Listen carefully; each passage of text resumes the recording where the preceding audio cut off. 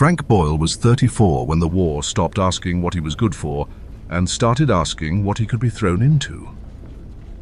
Before Pearl Harbor, he had been a farm man from Ohio who knew how to mend a fence, lift feed sacks, and swing an axe without talking much. After drifting west for work, he ended up in a kitchen at the Pearl Harbor Navy Yard, peeling potatoes for men who thought the world would stay in one piece forever. He was not stupid. He was only slow. When someone spoke to him, he often took 3 seconds too long to answer. In peacetime, that made him look simple. In war, it made him look hard to rattle. On the morning of December 7th, 1941, he was standing over a sink with a potato knife when the first blast shook the room. The cooks shouted. A pan hit the floor. Somebody yelled that the Japanese were bombing the harbor. Frank stepped outside and watched the sky go black and red over the anchored ships. He saw one battleship split under smoke and flame, saw men running where there was nowhere to run, and stood there longer than he should have. Then he turned around and went back to the kitchen. Supper still had to be made. That habit saved him from panic, but it also fixed something in other people's minds. The big, slow kitchen man did not ask questions. He just kept doing the next thing. That reputation followed him into uniform. By the summer of 1942, the war had chewed through enough men that the difference between a trained rifleman and a broad-shouldered body could vanish in an afternoon.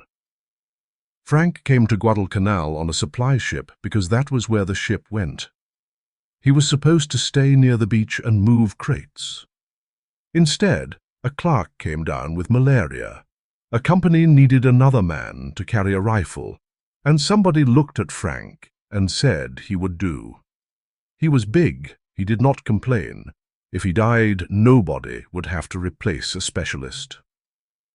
The Marines in C Company knew what he was the moment they saw him. He held the rifle like a tool borrowed from the wrong shed. He cleaned it when told. He marched where others marched. Men who had already been shelled and shot at took one look at him and filed him away as the kind who disappeared in his first fight. They were not being cruel. On Guadalcanal, men learned not to waste faith. Only one of them treated him as if he belonged there. Corporal Tom Haskey was from Wisconsin, thin-faced, tired-eyed, already hollowed by too many wet nights and too little food. On the day Frank was pushed into the company, Tom handed him a piece of chocolate from a ration he should have kept for himself. He told Frank that when the war was over, he ought to come to Wisconsin and drink a real beer. Tom probably forgot it 10 minutes later. Frank did not. By nightfall, he had placed that throwaway promise beside the old wish he carried from Ohio. Make it home alive and cut down the dead oak by the fence. A tree. A beer. A place where somebody was expecting him. By September, the island had already started grinding men down. The Japanese ran supplies at night on destroyers the Americans called the Tokyo Express. The air over Henderson Field shook with engines and shellfire. Rain turned foxholes into soup. Heat rotted clothes, feet, and tempers. Malaria moved through the lines like an invisible patrol. Frank understood almost none of the larger plan. What he understood was mud, hunger, and the way men stopped joking when darkness came down.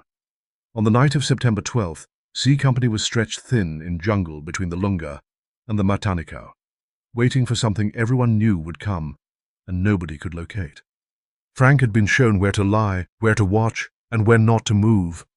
Then the jungle exploded into rifle flashes and screams. Japanese voices burst out of the black. American voices answered from the wrong directions. Men shouted orders that tangled with pain and undergrowth and the pounding in Frank's ears. Training might have helped another man sort that chaos into choices. Frank had almost no training, so he did what a body does when death runs straight at it. He threw himself down and crawled into the nearest shell hole. A dead Marine was already in it. Frank flattened himself against the mud, dragged the body over his back, and stayed still while boots crashed past in the dark. He could hear people dying 10 yards away in English and Japanese and the wordless sounds men make when language gives up on them. He thought only of keeping his lungs quiet. That carried him through the night. It also cut him loose from everything human around him. By dawn he was alive under another man's weight, and C Company was gone. When the light finally turned the trees green again, Frank pushed the corpse off himself and climbed out. Dead men lay in the brush. He had one rifle, half a canteen, and a pack of K rations gone soft in the damp. No compass, no map, no voice calling his name. In the space of one night, the war had shrunk from armies and islands and flags to two tasks his mind could hold without breaking. Find water, find the company. He started walking because standing still made the jungle feel closer. He passed a dead Japanese soldier tangled in roots, his hand still clamped around a photograph of a woman in kimono. Frank pulled the picture free to look at it. The woman seemed young. She was looking past the camera at something she trusted. Frank stared for 3 slow seconds, then put the photograph back into the dead man's hand and closed the fingers around it. "Yours," he said. It was the first time he had done anything for the enemy except fear him. From then on, the dead would not stay simple. For the next 4 days, Frank moved the way a dull machine keeps running after the operator is gone. He drank where he could, sucked rain off leaves, chewed ruined crackers, and ignored the leeches dropping from branches onto his neck and legs. The rot underfoot was so deep that a body could go into it and come out of history in less than a week. But Frank did not let his mind travel that far. He kept it on the next stream bed, the next rise, the next patch of broken ground, where he might see a sign of Marines. His slowness, which had always made him last in conversations, now kept him from hurrying himself into panic. He did not imagine 10 different deaths. He concentrated on the next step. That was how Samuel found him. Not as a soldier moving with purpose, but as a big, exhausted man going the wrong way with stubborn dignity. Samuel was a Solomon Islander, working for the Americans as a guide, a thin, dark figure who seemed to step out of the jungle rather than through it.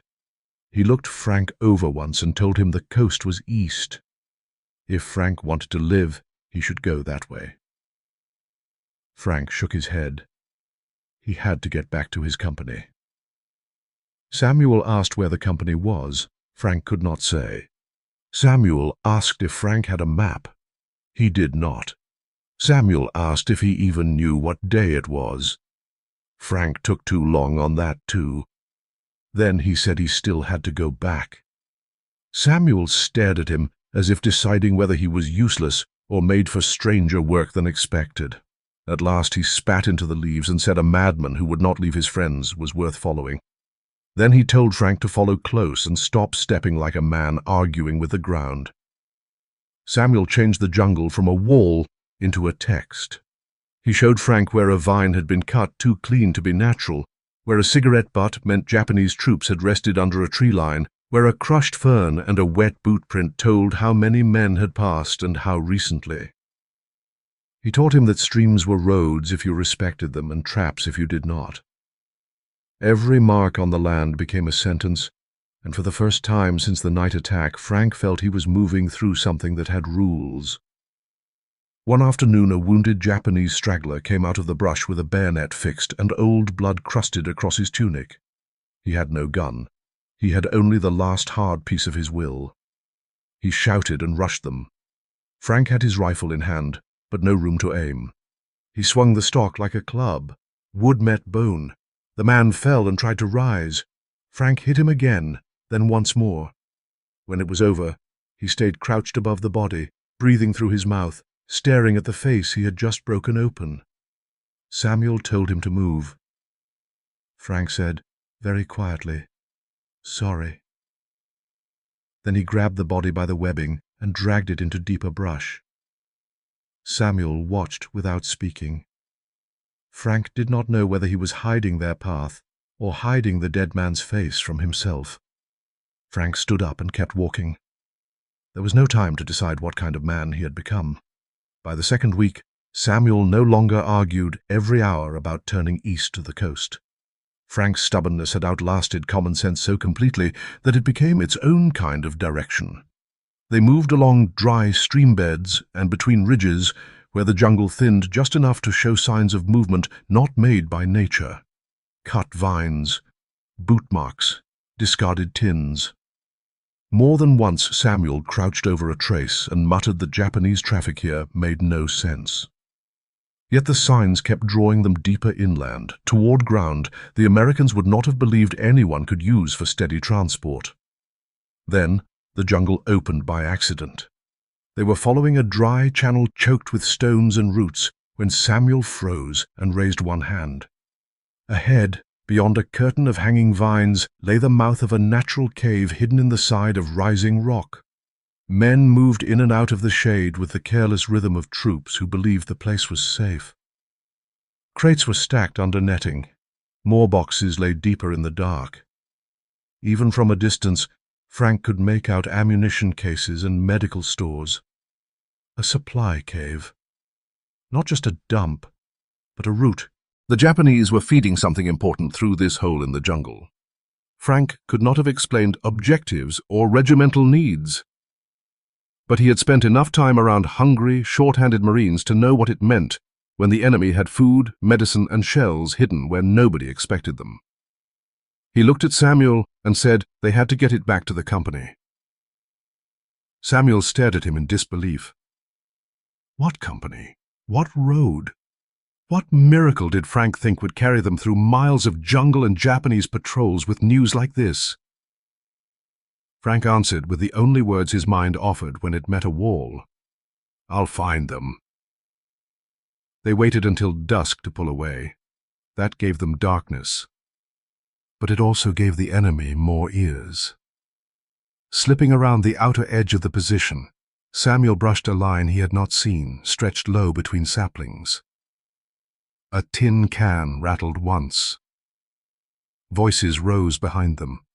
A flashlight lanced through leaves.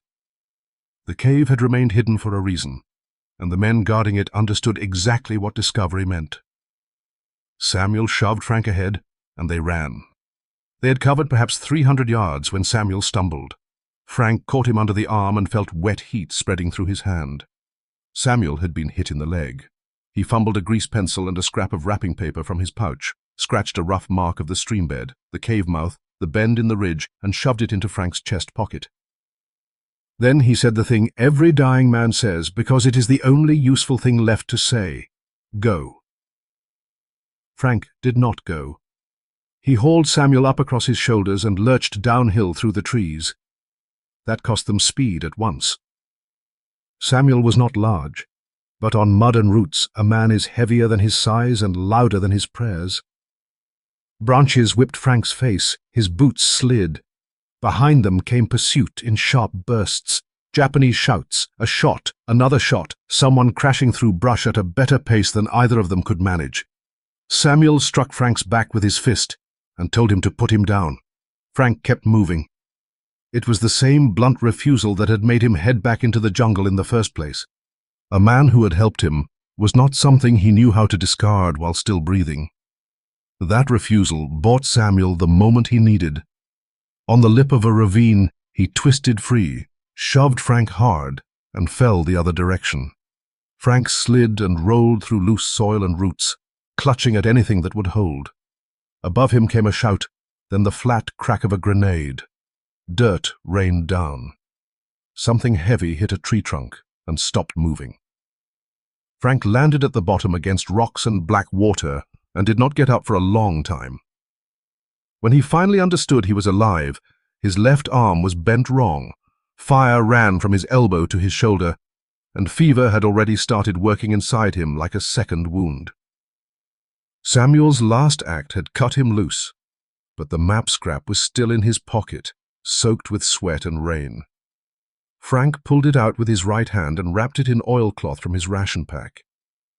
He held it against his chest as if heat could keep the pencil lines from washing away. Then he crawled to the creek and lay down beside it because there was nowhere else to go. He stayed by that water for 2 days, maybe more. Time became a fever thing, measured by light through leaves and the changing noise of insects. Malaria came over him in waves, first cold enough to chatter his teeth, then hot enough to make his skin feel nailed on. He drank until he vomited and drank again. Once, he saw Tom Haskey standing on the far bank in a dry uniform, somehow untouched by rot, smoke, or mud. Tom raised a bottle and told him to come on. The beer was getting warm. Frank lifted one hand toward him. When his eyes cleared again, there was only water moving over stone. Hallucination did not save him. Habit did. By the 3rd day, he recognized that if he stayed put, the jungle would finish what the bullet and fever had begun. So he made a splint from branches and vine, tied his arm to his side with clumsy knots, and stood up in stages. He walked until his knees shook and he dropped. He dug for crabs in the shallows and ate them nearly raw because fire would draw patrols. He found wild taro, ate it without knowing enough to prepare it, and spent the next day doubled over with cramps. He soaked himself in creek water to cool the fever and came out white-skinned and shaking. He lanced a swelling infection on his foot with the point of his bayonet, wiped the pus off his cheek, and kept moving. That was the shape of his days now. Not battle, not strategy. Only a sequence of crude bargains between pain and distance. Each bargain kept him alive a little longer and took something in payment. Yet as his body failed, his purpose grew simpler. At first he had been looking for C Company because Tom might be there, then he had been trying to bring Samuel with him. After the ravine, after the grenade, after the map changed hands, there was only one clean thought left. Tell them about the cave. The simpler the thought became, the more alone he felt with it. When he had been only lost, he could still imagine that finding the company would return him to the common misery of soldiers. But a secret is different. Once Frank had seen the cave, once another man had died to put that scrap of map in his pocket, the jungle closed around him with something only he knew. The knowledge was useful, it was also isolating. That burden gave Frank direction. It also made the world feel emptier with every mile. On what he later believed was the 23rd day, he crawled up the side of a low height to look over a narrow track cut through brush below. He wanted only to see whether the path was clear. Instead, he saw a Japanese guard detail moving a line of American prisoners. The prisoners were thin, bent, filthy, their hands tied or held close by exhaustion. One of them walked with a rolling, slightly outward step Frank had noticed once when Tom Haskey crossed wet ground in oversized boots. It might have been Tom. It might have been a stranger with the same tired legs. From where Frank lay, he could not tell. He eased his rifle forward anyway. He had 5 rounds left. His left arm was useless. Fever made the sight tremble. Even if he hit one guard, the others would cut the prisoners down or hunt toward the shot. Frank understood that in a blur sharper than thought.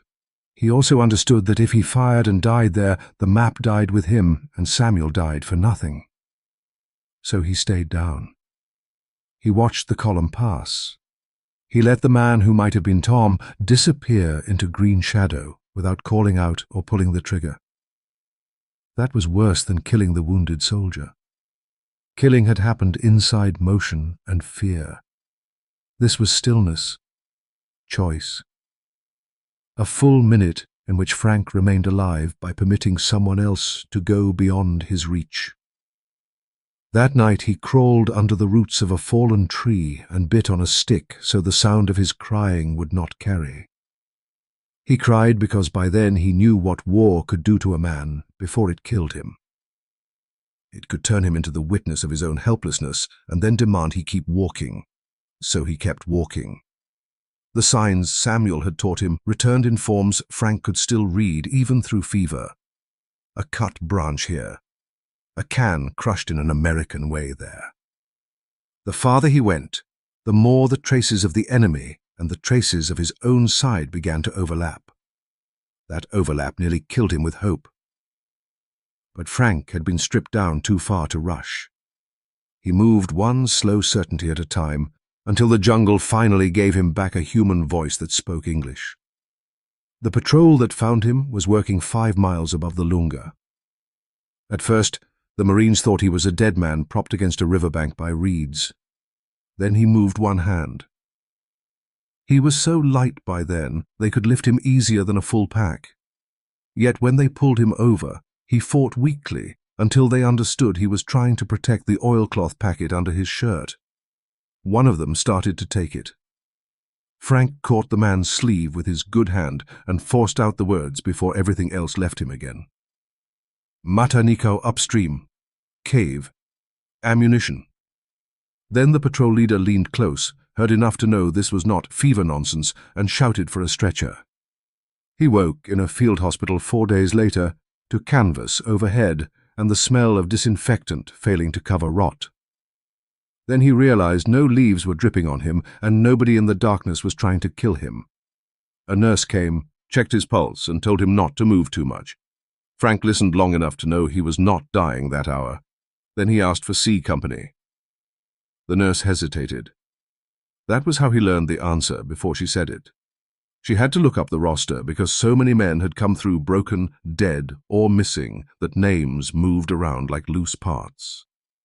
When she came back, she kept her voice plain. C Company had been chewed to pieces in the fighting around the Matanikau.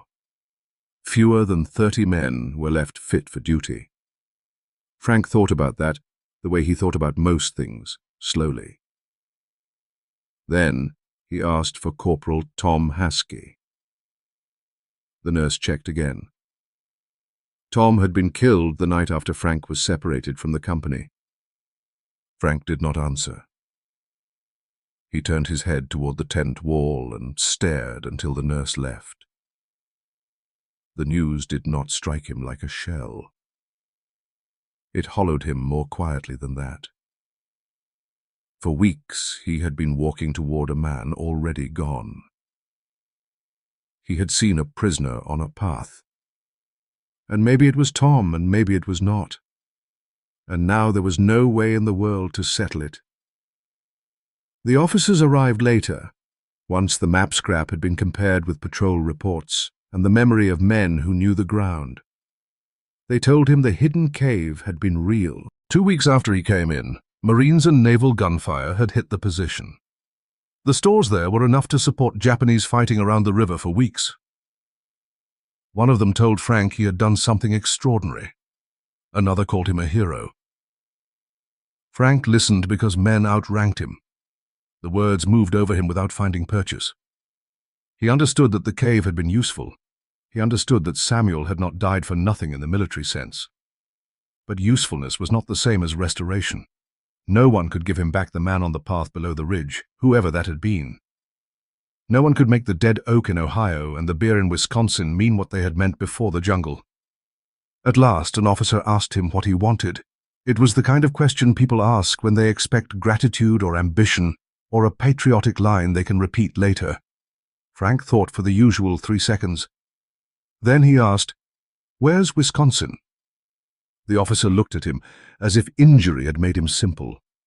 But Frank had asked the only honest question still available. Wisconsin was where a dead man had once promised him a future. If the man was gone, perhaps the place could still explain something. Of course it could not. By February 1943, with the island campaign closing and Frank evacuated farther to the rear, the military had found the right language for him. He received the Navy Cross in a hospital at Noumea. The citation spoke of exceptional courage, endurance under extreme hardship, and devotion to duty beyond ordinary expectation. Every word was true in the way official words can be true while missing the shape of a thing. Frank stood there, thin as fence wire under his gown, and listened while another man read him into heroism. When it was over, he asked if he could go home now. He was sent home in May. Ohio had spring mud instead of jungle mud, and the fields smelled of turned earth instead of sweet rot. The dead oak still stood by the fence line exactly where he had left it in memory. He took an axe to it on his second day back, and buried the blade in the trunk with both hands.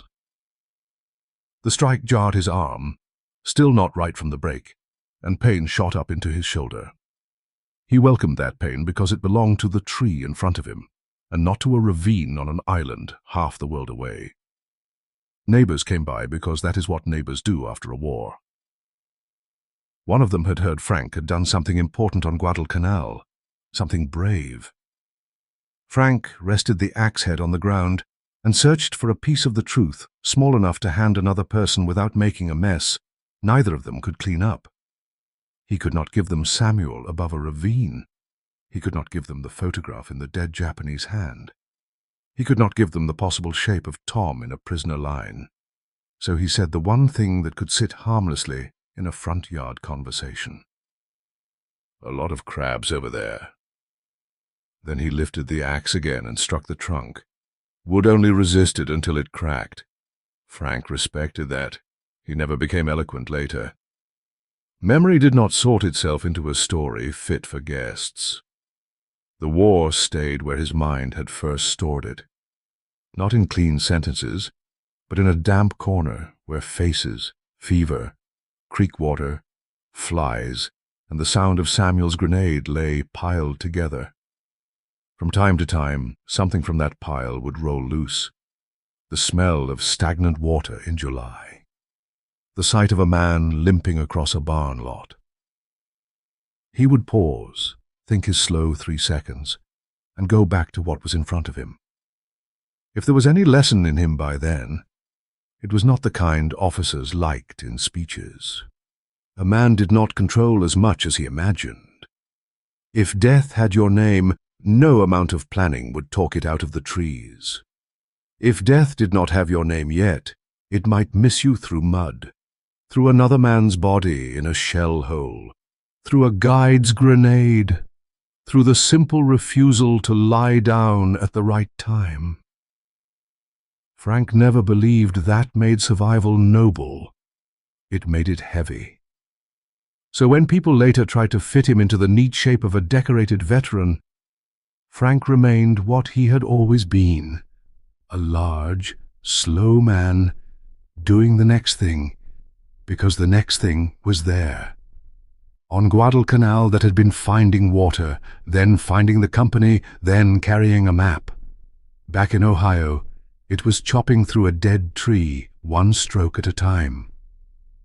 The core of him had not changed enough to make sense of all he had seen. That was the cruelest part. War had shown him more than his mind was built to hold, then sent him home in the same skull.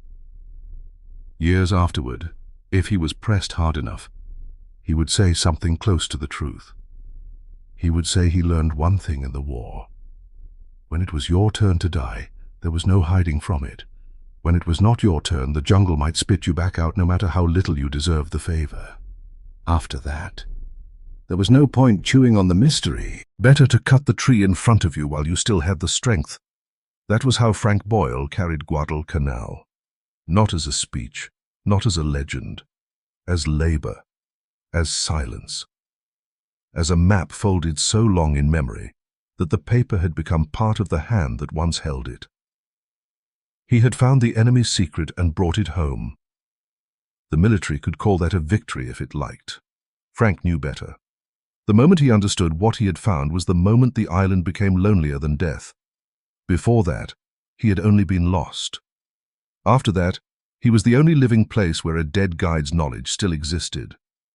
Sometimes heroism is nothing more than one man in a jungle carrying something nobody can help him carry, and discovering too late that surviving long enough to deliver it will not bring a single lost face back.